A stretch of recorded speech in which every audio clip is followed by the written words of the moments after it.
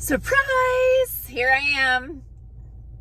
Wasn't going to go to the office today, but I was in town yesterday. I ended up stuck at the office for a while. By the time I was done there, I was too tired to go to the grocery store, so I'm going now. And speaking of the grocery store, let's talk about reading food labels, because I've had a few comments when I've posted some horrifying labels that people are like, I don't even know what I'm looking at. So I'm going to give you a few tips. It's a process to learn. Hi, baby bunnies. Oh, you guys are cute.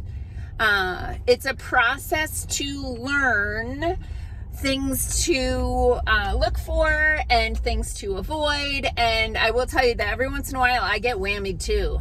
Like I just, I'm in the healthy food section and I don't know, I pick up something, I get it home and I'm like, crap, it's got canola oil in it. So anyway, before we get into that, hi, I'm Dr. Patty Barch. I'm a traditional naturopath, founder and owner of Naturally Unbridled Wellness and naturallyunbridled.com, where we focus on wellness solutions, not disease management. This is Down the Ridge with Dr. Patty, where I give you 7 to 10 minutes of holistic life and wellness information on my way to work. This is not medical advice. This is for entertainment purposes only. Nothing I say is true. You do you. Okay, so heading to the grocery store, looking at labels. So there are definitely things that you want to avoid when reading labels, but let's start with the things you want to look for when reading labels. You basically want to read labels that the ingredients are all food that you recognize. So, for example, beans, like canned beans, and you want organic because otherwise they're sprayed with herbicide when they're harvested. So always buy organic legumes, beans, peas, that sort of thing. On the label, it should say beans, water, salt. You know what all three of those things are? That's an edible food, okay? What you want to avoid are ingredients that you don't understand what the chemical names are.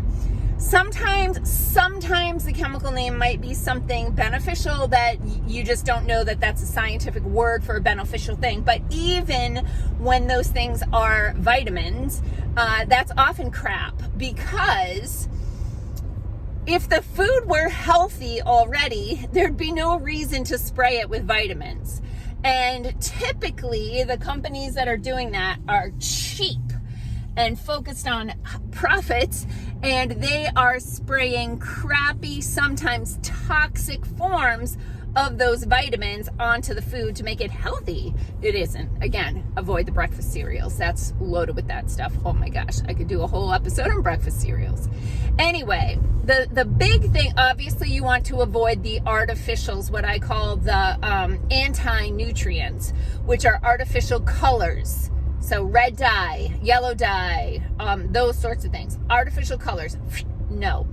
Artificial flavors, even natural flavor, that can be a tricky one. Better safe than sorry to avoid it when possible. But that's, again, there's a lot that goes into that conversation. But definitely any artificial flavors, no. Artificial colors, flavors, artificial sweeteners. These things are neurotoxins and carcinogens. Stop with the diet soda. Stop with the light yogurt. No, nothing with aspartame, sucralose, anything like that. Now, there are natural sweeteners like erythritol and xylitol that are sugar alcohols that have a sweet flavor and no calories. I avoid those as well. For one, they're not very digestible, and if I eat anything with erythritol or xylitol in it, oh my god, I look 9 months pregnant, and I feel like if you poked a little pin in my belly, I would go like a balloon all over the place. And xylitol will kill your dog. If your dog accidentally eats your chewing gum, or that might be erythritol, but anyway, these things are toxic to dogs. And so, of course, a lot of people like to share their food with their dog, or their dog might get into their purse or their snacks. That stuff is toxic, so try to avoid that. But artificial colors, no. Artificial flavors, no. Artificial sweeteners, hell no. And preservatives.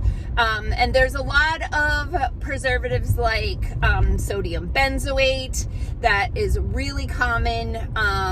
There's a long list of them. The Environmental Working Group, I shout out to them a lot. EWG.org has tons and tons of resources. Throw them a few bucks. You can get most of their stuff for free, but try to support their work. Throw them a few bucks. The big thing I wanted to talk about today is carrageenan. Carrageenan. Okay, so if you see carrageenan on the label and you're like pulling out your phone because you're like, I don't know what carrageenan is, maybe it's a vegetable. Well, you're going to pull it up that it's a seaweed that is commonly used as a thickening agent in processed food. And you're like, oh, well, seaweed's natural. Avoid carrageenan. Here's why. Carrageenan gets broken down into polygenine when exposed to acid, like stomach acid. And polygenine is known to cause colitis and colon cancer and general overall inflammation. In fact, in laboratories, when they're doing tests to try to evaluate the efficacy of new anti-inflammatory drugs, they literally give the mice polygenine to create this systemic inflammation, like fibromyalgia type stuff, okay? So you want to avoid carrageenan. Where will you find carrageenan? In a lot of freaking foods, actually. But in anything that they're trying to thicken up. So you'll see it on yogurt labels. You will see it on nut milks. You'll see it in, did I say yogurt? Ice cream. Here's a good one. Creamers, like for your coffee, like the Coffee Mate type stuff, that'll have carrageenan or guar gum and all this crap in there. Where else are you going to see that? I had some other ideas in my head. But anyway, they put it in stuff to thicken it up. So, I knew what the other one was. So they put it in some egg products. So if you're like out and about and you're trying to eat healthy, but you've got to pick from what's out there, a lot of fast food and coffee shops have egg sandwiches or egg bites. And you might want to look online and check the ingredients because sometimes they actually put carrageenan in that to make a nice fluffy egg bite. Funny story about coffee creamer. I had a client once who was asking me about coffee. I'll do a video about coffee. I'm not anti-coffee. I actually like coffee. But anyway, she was asking me about coffee and organic and mold-free certified. And she's like, yeah, I only drink organic coffee. I just make my coffee at home. I don't go to Starbucks or Mocha or anything like that. She's just like, it's really important to me that my coffee be organic. And then later in the conversation, she tells me she's adding like Coffee Mate French vanilla creamer flavor to her coffee, which is making it completely a poisonous drink.